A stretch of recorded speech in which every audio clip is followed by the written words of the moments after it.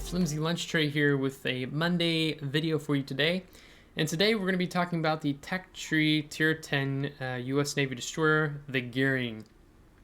So this has been a video I've been waiting to make until update 0.10.0 came out with the Commander rework, which has been a mixed bag for players and either liking it or disliking it. And so that has also thrown everything up in the air on a lot of players right now. What should I be taking on my ship when it comes to the upgrades, but more specifically the commander skills? So we're going to be looking at upgrades and the commander skills, because with the commander skills, with the rework, they've revalued some of the skills. They've broken some apart. They've introduced some new ones. So, now what the heck do I take on my gearing? So in this video, I've tested out several different types of builds, and I intend to share with you my thoughts on the matter. So first and foremost, when we're always looking at a ship and adding upgrades and doing skills with the commander and training your specific commander for your type of ship, what type of ship are we looking at? So it's obvious we're looking at a destroyer here right now.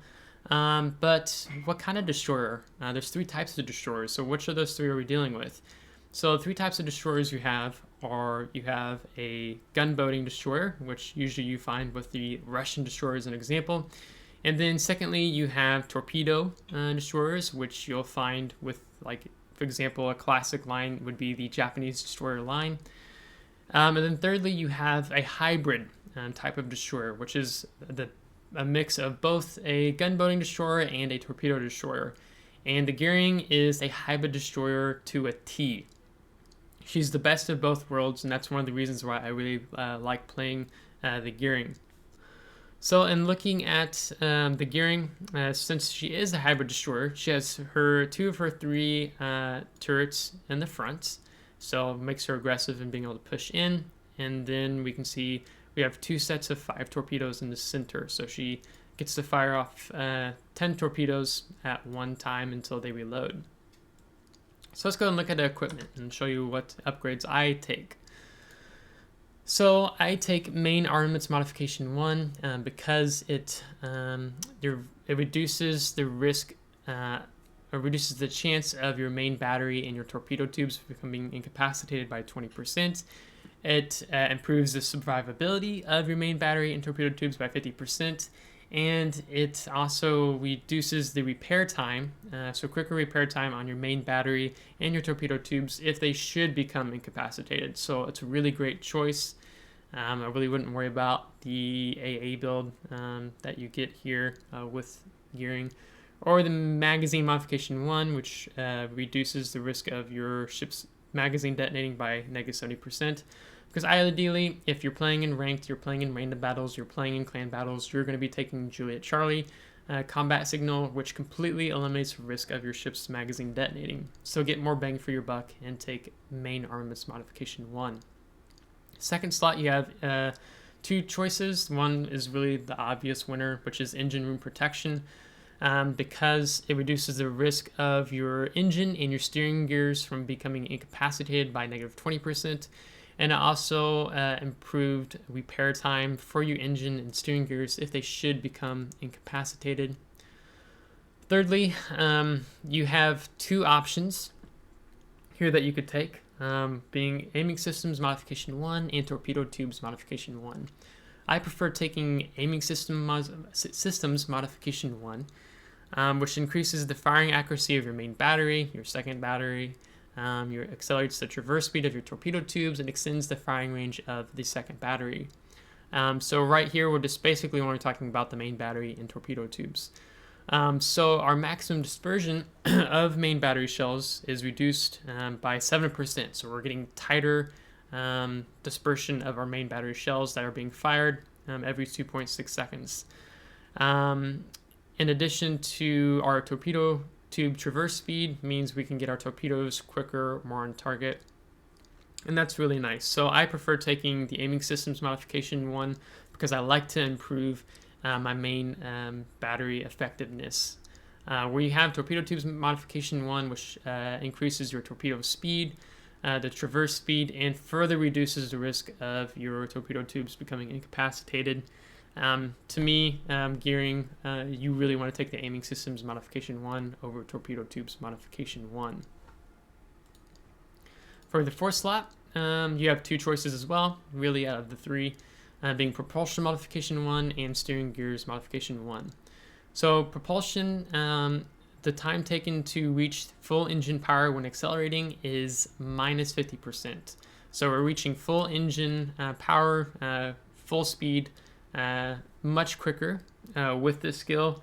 And so for me, I like to use this. Maybe you're sitting still, you're going slowly, or you're sitting in a smoke screen and there's torpedoes coming at you and you quickly need to get out of the way. This skill works really well for that. But at the same time, you could improve your rudder shift time, making you a bit more maneuverable in that sense by negative 20% for your rudder to move. But for me, I've taken propulsion modification 1 as I do for most of my destroyers. For the fifth slot, the concealment systems modification 1 is really a no-brainer as it reduces your concealment from stock to 6.8. So really great skill on top of also reducing your detectability range by air, so 3.1. Especially with CVs these days, you really want to be a ninja and not let CVs spot you, since they tend to be the predator to your activity within World of Warships. Sixth slot, I take main battery modification 3, which reduces the main battery reload time by negative 12%.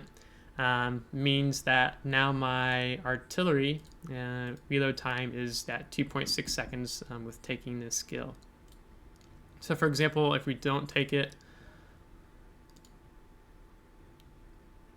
this operations in progress, we're looking at a 3-second reload time. So shaving off 0.4 seconds is huge.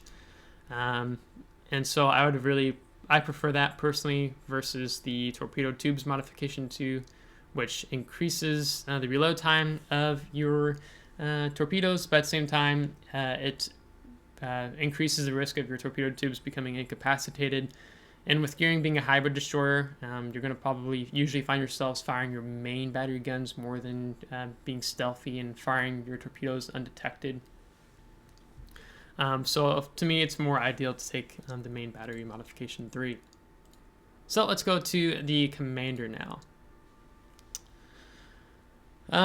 So you can see we have, with the commander rework, they've reshuffled some of the skills around, they've added some new ones, they've broken some apart, and I'm going to show you where you should take those first 10 points. Now, to note before we go into that, Wargaming or World of Warships has added recommended skills, and they do that for different types of ships, different type of nations. Some of those are garbage, so don't always just follow straight up what Wargaming tells you to take, but challenge and try to figure out what works best for you as a player. So your first tier, your 10 points, with the 10-point commander, I'd recommend taking preventive maintenance. Of the first row, it's really the ideal one to take first. Which reduces the risk of main turrets, torpedo tubes, steering gears, and engine becoming incapacitated by 30%. So it synergizes with some other things with the upgrades relatively well. For your next 2 points, so a 3-point commander, you're going to want to take Last Stand. So the ship remains partially able to sustain speed and maneuverability with the engine and steering gears incapacitated. So this is really important. As a destroyer, your life revolves around maneuverability, and if your maneuverability is taken away as a destroyer, that tends to mean you are screwed. I've come across players who don't take this in destroyers, and I don't know if it's just they just got the destroyer, they don't have a high enough commander, or what, but they're just dead in the water when their engine comes knocked out, and you can kill them. Or if you notice they start driving in circles, you know that their steering gears are incapacitated. And you can just take advantage of that as well. So it's really important to take Last Stand. Next, I'd recommend taking Survivability Expert, which increases the hit points for your ship per tier by 350 plus. So right now, the not having this skill, the hit points on the gearing is 19,400. But watch what happens when we take survivability experts. It jumps up to almost 23,000. And this skill is very, very, very important for destroyers. I can't tell you how many times I've been able to make a game-changing impact difference just because I've had this, where otherwise I wouldn't have been able to make the crucial contributions to my team. Because with having more of a health as a destroyer, because it really impacts you more, because you have a smaller health pool to begin with, so a 350 plus buff per tier is huge for a destroyer. With it already having a smaller health pool, means you get to stay in the game longer, you get to deal more damage, and really help make a changing difference to your team. So that's what you should do with your 6-point commander. Then next, you're going to want to take Concealment Expert. So your ship's detectability range is reduced by 10%. So we can see that it don't say it explicitly here, but it also reduces your detectability range by air. So now we're down to 6.1 from 6.8, and we're down from 3.1 to 2.8 detectability range by air. So that's really huge, and because concealment is life and a matter of life and death for a destroyer, so much so that I really don't, if I get a new destroyer, I won't take it really into random battles until I have Concealment Expert, just because I think Concealment Expert is that important. So if you also add a camouflage on, where it reduces the detectability range of your ship by -3%, which I always take camos on my gearing, you're going to be looking at a 5.9 detectability range by sea. So that's really important. And so, for example, if we just master this, and then we go and we add a camouflage on, I'll show you more what that looks like. See, now 5.9. And so yeah, really makes a difference in your gameplay.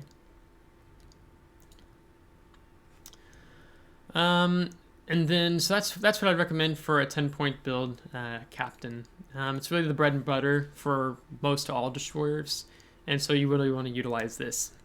Now I'll share a few more what you should do after this.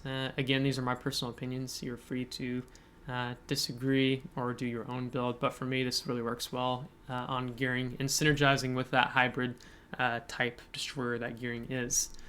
So with the next 2 points, I'd recommend taking Priority Target. Why I recommend taking Priority Target is as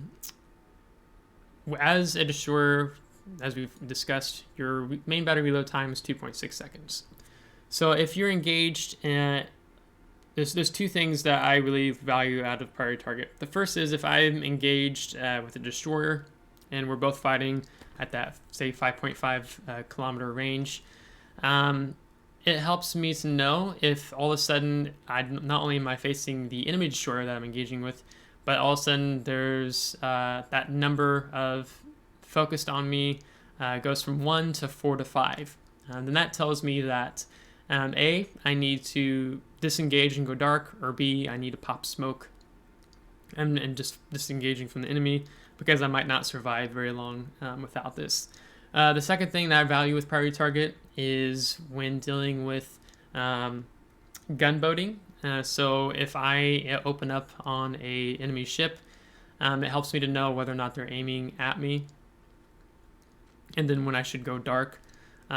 Because the thing I always want to say with how fast the reload time is of gearing, if I don't take this skill, it becomes really hard for me if I'm like, oh, I have 2.6 seconds to see if that cruiser behind a destroyer or the battleship further in the back is aiming at me or not. So, and looking at their main turrets. So for me, it just gives me peace of mind and knowing what I should be expecting. Because sometimes there'll be just players who do focus and support their destroyer and firing at you, and other times they're just not. They don't want to waste the shells, and what if they miss, you know? So you kind of go back and forth between that. So I would take Priority Target. With a 15-point commander, I would take Adrenaline Rush, which enhances the ship's parameters for each 1% of HP lost. So that means your main batteries reloading quicker, your torpedo tubes are reloading quicker, and your continuous AA damage is improved. This can really make a difference, especially if you've lost half your health, because now your torpedoes are reloading faster, your main battery guns are reloading faster, and you're just becoming more lethal. You're becoming more enhanced as an attack skill. So really important to take.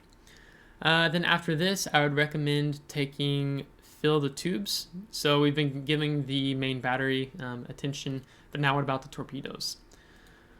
So stock, your torpedo, if you take the build like with the upgrades we showed you, your reload time is 103 seconds. But as soon as we take Fill the Tubes and we have the torpedo tube reload time, -10%, our torpedo tubes are reloading just over 92 seconds now. And especially this synergizes well with Adrenaline Rush, meaning if you take a little bit of damage, you're basically looking at a 1.5-minute reload or less. Because for me, I really like trying to continually pump torpedoes out into the water against enemy ships, or if I'm blind firing a smoke screen and filling it with torpedoes, or I'm just trying to slow down and maybe an enemy push, and I'm the last one to stand on that flank. So Fill the Tubes is important in my opinion. And then now that means we have 3 points left, which having a 19-point commander, I only have 1 point left versus until I get to 21 points. And I would say there's 3 ways you could spend these last 3 points. And this is really going to be up to you, and I'll tell you what I'm going to do. So first you have Superintendent, a 3-point skill, and this is a defense skill, where without this right now we have 3 smoke screens and we have 3 engine boost. If we take Superintendent, we get 4 smoke screens and 4 engine boost, which if you're just a player who really relies on smoke screens and being able to set fires on ships, so on and so forth, and it helps you feel a little more comfortable, you could take this, as well as getting that extra engine boost, so you're able to get across the map quicker, so on and so forth. Or you could enhance your torpedo armament even further with these attack skills. You could add Swift Fish, which increases your torpedo speed, so we go from 66 knots to 69 knots. So a little bit less reaction time by the enemy, and being able to effectively dodge your torpedoes. And then for your last point, you could go for Liquidator, which increases the chances of causing flooding if your torpedo strikes an enemy ship. So you could both do these two, and then you're further focusing in on that torpedo hybrid build of the gearing. The third option I would recommend is the main battery and AA specialist, an attack skill. Basically, this was basic fire training, and now it's called main battery and AA specialist before. And I took basic fire training because when we look at our AA and we look at our main battery, so we have 2.6 second reload, and then our continuous damage is 163. And taking this, we get a buff to our main battery. Now it's reloading every 2.5 seconds, and our continuous damage from AA has gone up from 163 to 179. It's not so much for AA I take this, it's more for the main battery, because I want to pump damage into enemy destroyers. The quicker the better, even if it is just 0.1 second. So this was what my 21 point commander is going to look like once I've fully reached 21 points. For now, it's going to look like this. So maybe you're wondering, why don't I take some other skills? Let's just go through this. So you already have a quick main battery traverse time, as you saw in the beginning. So it's 180 degree turn time is 8.3 seconds. So that's not an issue. You saw that we could synergize more of the torpedo build if we take this later on. Gun feeder, don't need to take that. Your shells already reload so quickly. And if you have priority target and you're just aware of potential incoming fire, you don't need to waste 1 point here. Same for the second point skill row. They recommend you take Pyrotechnician. To me, it's not worth it. Just being able to have a higher chance of causing fire on a target. 1%, I'd rather use those 2 points for something else. To me, Swift Fish is a better option than this Pyrotechnician. And again, you saw how we were kind of talking about that torpedo build more with gearing. You have consumable enhancements. Only 2 of the 4 work here with gearing, which your action time of your smoke generator goes from 30 seconds to 33 seconds with that 10% buff. And your engine boost consumable gets a further buff. To me, that's not the extra 3 seconds from my action time of my smoke screen and several more seconds of my engine boost time isn't that huge of a deal to me, so I don't worry with this one. Extra heavy AP shells. This is more of a cruiser skill, but it's also could be a good skill for destroyers that have really good AP. But gearing is not the destroyer for that, in my opinion. For the 3-point skill, I've highlighted how I'm going to be going with this. IHFE or IFHE, it's just not worth it. You're better off taking your 3 points into something else versus IFHE. Granted, this is up for debate. If you really want to take this, you can, but for me, I'd rather focus on other things. And then we also talked about how you could have the superintendent build as well. And then you have main battery and AA expert, which your main battery firing range. So if I drop this and I add this, you're going to see that our main battery firing range goes from 11.1 to 13.3. The reason why I don't recommend this skill is because your travel time and your shell arc of being in the gearing already, it's not the most accurate, especially when you already get out to that 11.1 kilometer range. You're basically just focusing on battleships at that point. And it just encourages you not to be as close to enemy targets. Maybe for you it's more valuable. For me, it's not. And I don't think, with the 4 points, I'd rather utilize it elsewhere. For example, that we get to utilize it here and here. Swift and Silence, it does not help your reload time, so it actually increases it to 2.8 seconds from 2.6 seconds. But what this skill does is it helps you get across the map more quickly. Maybe if you need to relocate, help your flank while you're undetected, and increases your ship speed by 8%. To me, it's not worth it for gearing. You have radio location, also formerly known as RPF, where if you take this skill, it'll give you the location of the ship nearest to you, where you kind of get like this beam pointing in that general location and direction of the ship closest to you. I like to take this skill on my Japanese destroyer torpedo line, but not for the U.S. destroyers. It's just for me, I'd rather use those 4 points and investing elsewhere when it comes to gearing. And if you have enough map awareness, you'll have a rough idea of where enemy destroyers are in relation to you. So for me, it just doesn't make sense in taking on U.S. destroyer line.